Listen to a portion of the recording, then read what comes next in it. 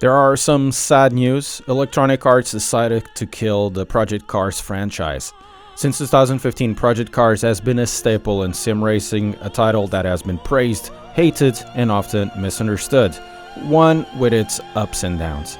And since we can't get Project Cars 1 and 2 from Steam anymore, let's do an obituary on the franchise and talk about the future. For me, Project Cars as a franchise was a bit of a hit and miss. It would depend on what was driven. It has content not even worth spending a minute on, and then it has a few of the most addictive cars in all sim racing. Project Cars content always has been along these lines, divided not only in terms of content itself, but the worthiness of it. The car, class, and racing discipline selection was wide, as well as it was deep. The quality of driving would depend on development invested in each car or class. Development was where this sim was bipolar. Lots of time was spent on the set attire model, physics, and force feedback, not always with the best success. For those who were around, you might remember in Project Cars 1, the absolute pain in the ass that was setting up the force feedback with all the options present in the menu, and then you need to find some magical force feedback files from some guy in a forum that hardly did anything for most wheels. This did change in Project Cars 2, where everything worked and made sense, and to be honest, it is still one of the best force feedbacks out there. The development didn't seem to be consistent on physics or anything else. Some cars seem to be on different tiers of attention received, or if you will, simulation. A tier of cars that were strange to drive and not very relatable to the real thing, others that were extremely fun, but the simulation value didn't seem to be there. Finally, there were cars that seemed to be believable in the way they drove or act, with the tire model worth of mentioning and doing pretty much everything well. The first tier, you had cars like the trucks or the Rocket Bunny MX-5. In the second tier, cars like the 787B, or mainly very old high aero cars where you didn't know if the data there was anything close to the real thing. And then on the last group, GT3, GT4, and GT5 classes, as well as Clio Cups and so on. Ignoring the lower developed cars, and I'm using air quotes for lower developed, the physics were compelling, relatable even. They handled generally as they should, and I tend to like the tires with their bite, heating and cooling cycles, and how the brakes perform. On these cars, Project Cars 2 does a very good job. My favorite cars tend to be the lower aero, lower power race cars like the GT5, GT4 or TCRs, and even one of my all-time favorites, the Clio Cup, which is such a blast to drive on old English circuits.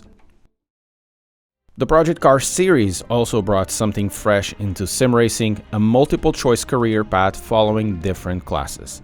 In the career, there are goals and even special events to complete, somewhat reminiscent of the Formula 1 series. A practical and usable career mode is still something that is very missed in sim racing, and now that Project Cars isn't around, there will be a very big hole to fill.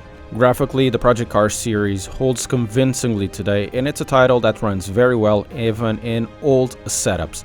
The color calibration is on point, the assets are very well developed.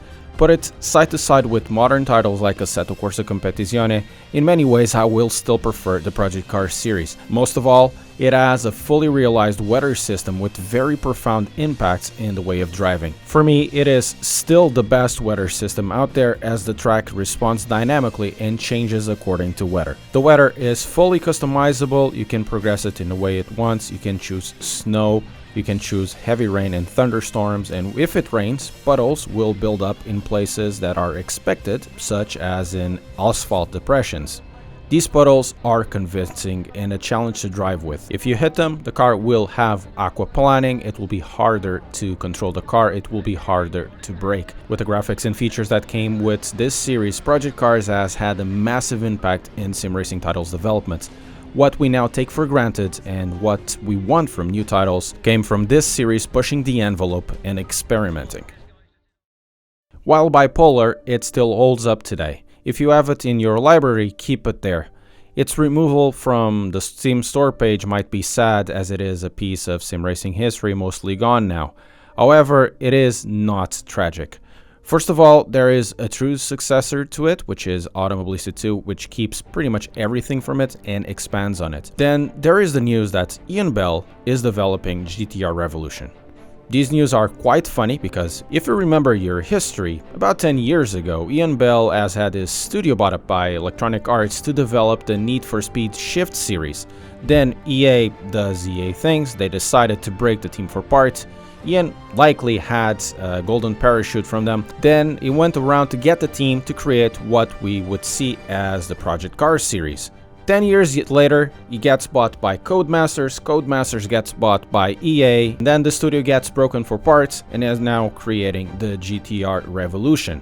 There's still not a lot of news, just the average Ian Bell waffle, where it said that the objective is to build a ground-up sim racing title totally focused in a handling model, mod support, and Unreal Engine 5. Ian Bell has stated that he has poached most of his team back to work with him like he did 10 years ago. Nothing specific is confirmed in his title. Classes, track roster, release date, or even monetization is not known as of this moment, but we do know that most of the team has come back, including Stephen Baysted, the creator of the amazing Project Cars series soundtrack.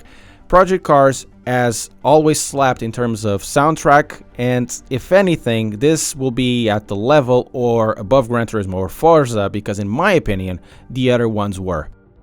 Project Cars will always have a space in the sim racers' hearts.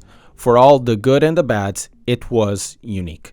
It brought many into sim racing, including creators you know. It's sad to see it disappear, but I think we will be okay. Thanks for the memories.